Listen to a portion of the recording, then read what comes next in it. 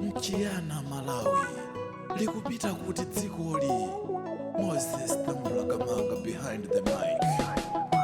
Tikulakalaka koko wanga ali moyo kodana takula kulundi dambo mwina lutala wakana matipatsa yako kodili kupita kuti inu dziko lino kale kale dziko lino bale lili mpuje lina litula batani tendere tikacheka dziko lakaka ndi uchi womhato vapfurika tikanyadira komachongo tulukira msungu kudzatipuzisa kuti maufulu chikondi umuntu zose zinata tikuyendera jabanga jafa aliyesa likwawo likwawo Yehova mbuye mulowele kodi Moses ulikuti utsaumale fungo lako safuda ulikutiwe kulumira ndije mwalaja jikula kodi ana Joseph ulikwaya kuti masulile yakutama wapati ya Solomoni timasule timusola zakati lufumu ya chilunga yopanda chinyengo Satana timuponde asati sogonesi tipea moti kupoto pakati kumwela wiya Malawi kulibe kwina kocheda kwatu wiya Malawi ifea moti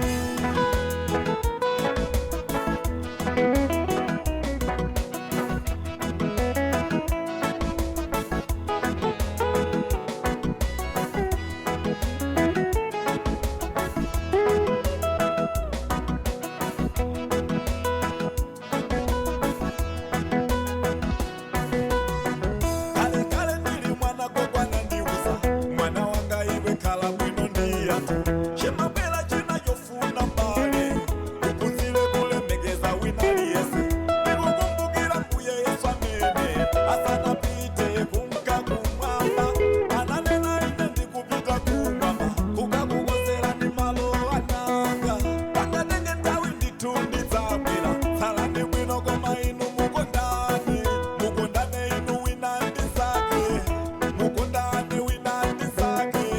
chikondi chipambana zonse chikondi chimabweretsa mtendere Moses ulikuti utsaomole fungo lako safuda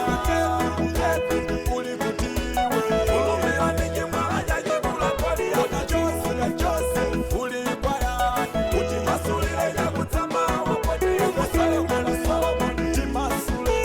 timusola zakati lufumu ya chilunga yopanda chinyengo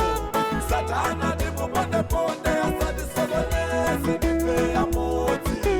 kupoto pakati kumwela wiya Malawi kulibe kwina kocheda kwatu wiya Malawi ifea moti